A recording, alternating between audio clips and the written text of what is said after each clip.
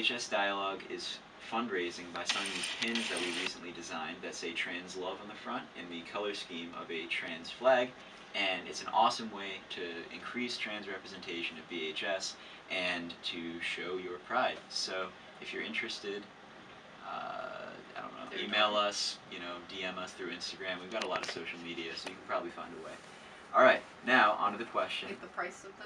Oh yeah, sorry, they're $1 each. Probably just put that back in there. Okay, so so our next question comes from Penelope Cruz, who is unfortunately not able to be here tonight, but she said it would be important to talk about the significance of coming out stories because some people don't think it's a big deal. So I would, it would be interesting. It would be interesting to talk about that and why it is important to share our stories and what is the significance to the general public of hearing these sorts of things. And maybe, if we're interested, telling our coming out stories, if we're comfortable. So I just remember a speech that, this math teacher at BHS gave a few years ago for Day of Dialogue, where he was talking about being gay and about how he wanted to change the term coming out to coming in, because it's just like you're letting people in your life know about your gender, sexuality, or romantic attractions. It's just, and that was it kind of struck a chord with me, and I've always thought about that. It's just, when you do come out to people, is you are giving a part of yourself to them in a lot of ways. And that is, and for a lot of people, for those who that would be significant, because they might not feel safe or comfortable or entirely, they might not even be sure the person will still love or accept them afterwards, is a really big thing, because that's such a personal and close part to them. It's like you're handing a little slice of yourself that you've never shown anyone to the people around you, being like, here, please take care of it. That's a bit graphic, but yeah, that's... I don't mean cut off your finger, I mean a little piece of your heart. Yeah, that's and God. It's...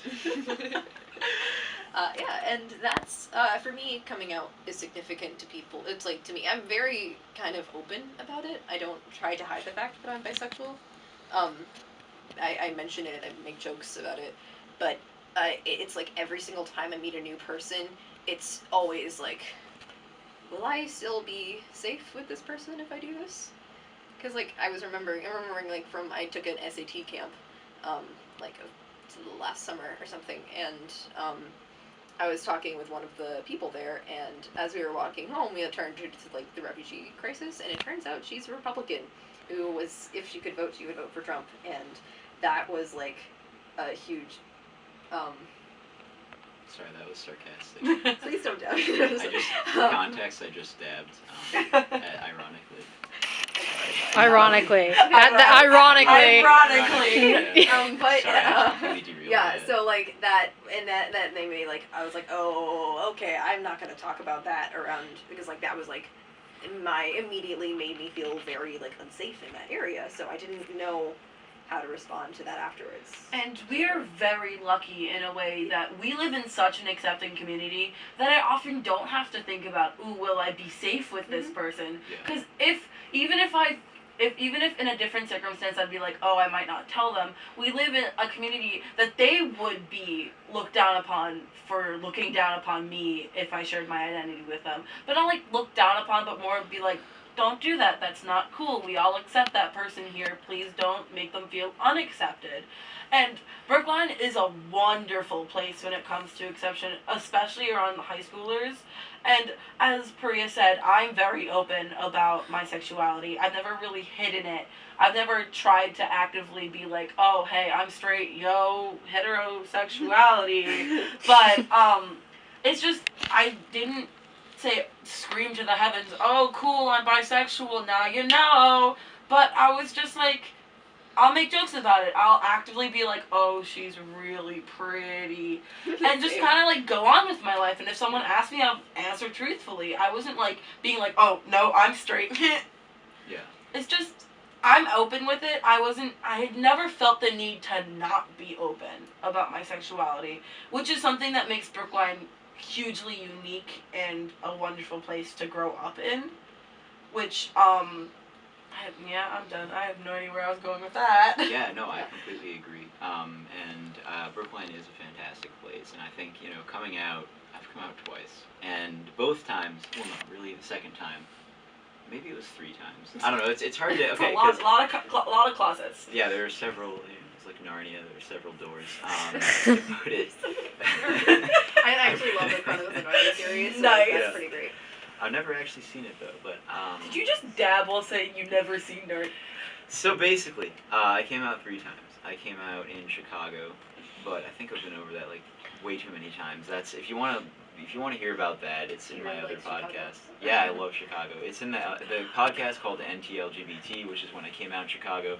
Really hard time coming out as bisexual, and then I went back a year later and did a bunch of activism there because I was like, you know what, this place should stop doing what it does. So I went back and did that, but then the second time I came out was in Brookline, and that was a really encouraging experience, and that's one of the places I've realized firsthand, like, yo, this is awesome. And that's sort of what fuels a lot of my activism, because I'm like, well, this place makes me feel so comfortable with doing what I'm passionate about my identity. And then the third time I came out was trans recently, and that was a less good, that's not English, that was a worse experience coming out. And not like it was bad, but it was, just not, I mean, like, I'm not going to get into specifics, there's just personal relationship stuff that was really bad with it, so that is just, it's interesting, but I think regardless of the backlash, being in a place like Brookline where you know that there are people who are there for you and who support who you are is one of the most, like, liberating things ever. And, like, the night after I came out to, like, a close friend, and they were like, that's awesome, like, good for you. I was, like, just the entire next day just floating, and I was so happy, and it was just, like, one of the best days of my life. I'm not even exaggerating. So I think that is, It's really, really sweet. Thank you. Yeah, it's just one of the ways that supporting community can be amazing. But obviously Brookline has some problems it needs to fix, like trans representation. I think a big factor in the fact that you coming out as trans was worse than coming out as part of the not heterosexual club is the fact that not being straight has become much more normalized as to not being cis. Yeah. Because that's a newer concept, at least in the eyes of the mainstream, because everyone in the community knew what not being cissexual was, but not everyone outside of it knew as much as they knew about not being straight in this circumstance. So there's still a lot of stigmas about it that have been erased from the LGBTQ community that hasn't been erased around the trans community, which we have to, like, work to fix, because right now the trans community is getting so much hatred from a ton of different angles that we don't, as part of the non-straight cissexual community.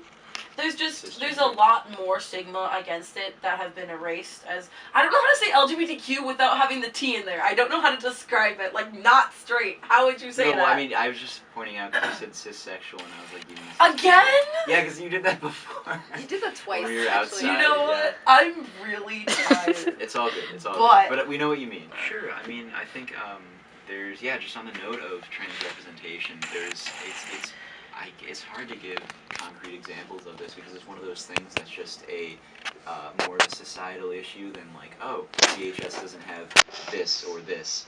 Although pronouns we talked about last week with announcing it from the entire class, that's tough. But in general, it's just like an unfamiliarity with the trans community, and telling people about, oh, like, I don't know a good example, a counterexample of this, but I've noticed telling people, when I told people here I was bisexual, they're like, oh, cool, and then telling, like, oh, I'm trans, they're like, oh. And it's just a really different reaction. I mean, not like I'm, I don't make it sound like I'm looking for a reaction or anything, but it's just, like, less supportive, I guess, and it's not, like, not supportive, but it's just, I guess not as encouraging, which it sounds really pedantic, but I think that just shows the general unfamiliarity that the VHS community and just really society in general has with trans issues, because they're just so new and people haven't really wrapped their minds around them yet. But it's podcasts like this that hope to try to fix that. It's also people have an expectation of what they think trans people should be, right? Or what they think bisexual, or like any sort of like expectation of what the people in them should so act or do or look like. And once people like break that mold and say I'm a part of this, and this is me, people start to reject that. So it's like if you, like, if someone comes out as so there's maybe an idea of what a bisexual person, I know one of the many common stereotypes is that we are more likely to cheat, or we are less loyal to our partners, and when people say, oh yeah, I'm bisexual but I'm married, or I've been in a monogamous relationship for years, or I heard someone say, if you're bisexual and you're married as a woman and you're married to a man, doesn't that just make you straight? And I'm like, friendo, no. And there's a whole stigma between, I had a friend who came out to their parents and they were they literally said to their face that, oh, why couldn't you just be gay instead of being bisexual? Why can't you just choose? And I'm like, that's not something you say. That's absolutely disrespectful. And that's invalidating someone's existence as a bisexual person. And it's super, I don't know, it's really mean to say, especially to your child. Yeah. You don't say that to anyone, let alone someone that you've raised and considers you as someone they look up to and someone they would come to with their problems. It's just not something you do. I define bisexual for me personally as being attracted to the same in other genders. So in my particular absolute specific me case, and I'm just reiterating this point just because I've faced backlash if I don't from other I've had that happen in the past, is I use personally for my own identity bisexual and pansexual as interchangeable.